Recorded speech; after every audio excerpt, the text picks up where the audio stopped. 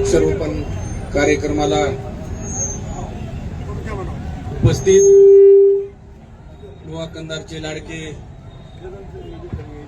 लाडके आमदार प्रतापराव पाटील चिखलीकर साहेब, लोहा नगरीचे माजी नगराध्यक्ष किरण सावकार वट्टमवार साहेब, आपल्या तालुक्याचे राष्ट्रवादी काँग्रेसचे नेते, महाराष्ट्राचे सरचिटणीस प्रवीण पाटील चिखलीकर साहेब, कंधार नगरपालिकेचे उपनगराध्यक्ष मननभाई चौधरी, लोहा पंचायत समितीचे सभापती आनंदराव पाटील ढाकणीकर साहेब, युवा नेते सचिन पाटील चिखलीकर, माजी सभापती खुशालराव पाटील पांगरीकर, कृषी उत्पन्न बाजार समितीचे उपसभापती आनासाहेब पाटील पवार, या कार्यक्रमाला सर्व माझे सहकारी उपनगराध्यक्ष करीमभाई, केशवरावजी मुकदम, छत्रपतीदादा धुतमल, सतीश निकाते, तुकारामजी दाडेल, राजेश पवार, हरिभाऊ चव्हाण, बाबूराव डोम, रज्जाक शेठ, दत्ता शेटे, रमेश माळी, केतन किल्लारे, नामदेव पाटील पवार काकाजी, बाबूराव पवार, नवनिर्वाचित नगरसेवक शंकर वट्टमवार, आमचे काका श्यामोहन पवार, सर्वच नगरसेवक मंडळी, या कार्यक्रमाला उपस्थित युवक वर्ग, ज्येष्ठ मंडळी, खरं तर वृक्ष शिवाजीराव काका आंबेकर वेळातला वेळ काढून इथं या ठिकाणी आलेले आहेत. खरं तर संतांनी खरं तर सांगितलेलं आहे वृक्षा मा सोयरी, कारण वृक्षाचं महत्व त्या काळापासून सुद्धा संतांनी सुद्धा आपल्याला दिलेलं आहे. कारण आपण ज्या पद्धतीनं वृक्षाचं महत्व जीवनामध्ये आहे ते दुसरं कशातच नाही मला वाटते. कारण वृक्षापासून आपल्याला खूप मोठे फायदे आहेत. निसर्गावर समतोल जर ठेवायचा असेल तर आपल्याला वृक्ष लावणं नितांत काळाची गरज आहे. कारण आपल्याला या धावपळीच्या जीवनामध्ये आपण वृक्षाकडे लक्ष देत नाहीत. त्याच्यामुळे आपल्याला जो त्रास पाण्याचा होतो, उन्हाचा होतो, अशा पद्धतीनं आपल्याला भविष्यकाळामध्ये त्रास होणार नाही. म्हणून आपण नगर परिषदेच्या वतीनं आपल्याला मोठ्या प्रमाणात वृक्षारोपण आपण लावण्याचा संकल्प माननीय लोकनेते प्रतापराव पाटील चिखलीकर साहेबांच्या माध्यमातून त्यांच्या नेतृत्वाखाली आपण या ठिकाणी घेतलेला आहे.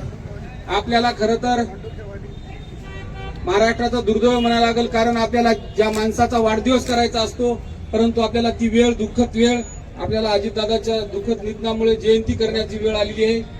आणि आपण दादाच्या जो निसर्गावर प्रेम आणि स्वच्छतेवर त्यांचा जो कडक शिस्त होती त्यांच्या जयंतीनिमित्त आपल्याला सुरुवात करायची आहे. लोहा शहरामध्ये आपण इतक्या मोठ्या प्रमाणामध्ये स्वच्छतेवर आपण लक्ष दिलेलं आहे. स्वच्छता आपण सर्व नगरसेवक असतील, सर्व आमचे कर्मचारी असतील साहेब, इतक्या पद्धतीनं चांगल्या पद्धतीनं स्वच्छतेचं काम सध्या चालू आहे.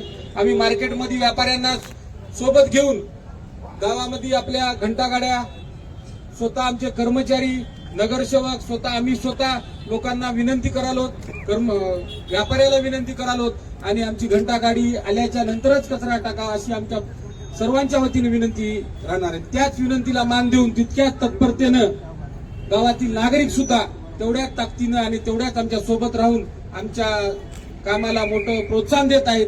आणि त्यामुळे आम्हाला कुठेतरी स्वच्छतेवर आम्ही खूप मोठ्या प्रमाणामध्ये काम करून कुठेतरी आज शिस्त लागण्याची गावामध्ये याची दिशा ठरत आहे. गावातला रस्ता असेल, मोठ्या प्रमाणामध्ये गावातल्या खरं तर शहरवासियांचं खूप कौतुक केलं पाहिजे, आभार व्यक्त केलं पाहिजे.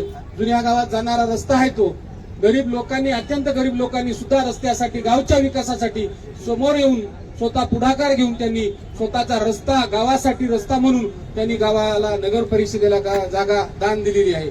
आमच्या सर्वांच्या आमदार साहेबांच्या विनंतीला मान देऊन, सर्व नगरसेवकाच्या विनंतीला मान देऊन त्यांनी रस्त्यासाठी, गावासाठी रस्त्याला जागा दिलेली आहे. त्यांचं खरंच मनापासून मी आभार व्यक्त करतो. साहेब, आपण येत्या काळामध्ये आपण डोळ्यामध्ये स्वच्छतागृहाची खूप मोठ्या प्रमाणात अडचण होती, ती आपण अडचण लक्षात घेऊन आपण छत्रपती शिवाजी महाराज चौकामधला जो रोजचा पुण्याला जाणारा मोठा पॉइंट आहे, 70-80 गाड्या रोजच्या जातात. मुखेड पासनं लोक कंधार तालुका पूर्ण तिथून स्टँड झाल्यामुळे तिथून गाड्या ट्रॅव्हल्सनं पुन्हा मुंबईत जातात.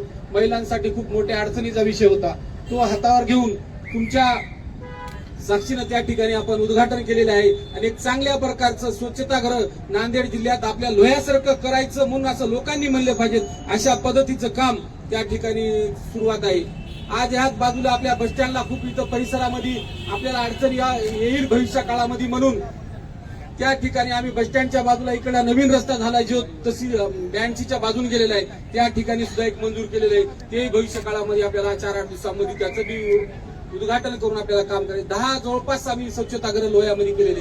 येत्या काळामध्ये तुमच्या मार्गदर्शनाखाली चौकातलं काम असेल, गावातले रस्ते असतील, नाले असतील, जे जे काम असतील ते आम्ही येत्या काळामध्ये भविष्य काळामध्ये आम्ही ते करणार आहोत. आणि तुम्ही परवालाच आवाहन केलं सर्वांना, खरंच तुम्हाला खरंच आम्ही विनंती केली आणि तुम्ही त्या विनंतीला मान देऊन सर्व ऑफिसची बैठक घेतली आणि सगळ्या ऑफिसला सूचना केल्या की ज्या ऑफिसमध्ये स्वतःची मालकीची जागा असेल त्या ठिकाणी वृक्ष लागवड करणं ही काळाची गरज आहे. आणि त्या ठिकाणी तुम्ही सक्तीचं केलात.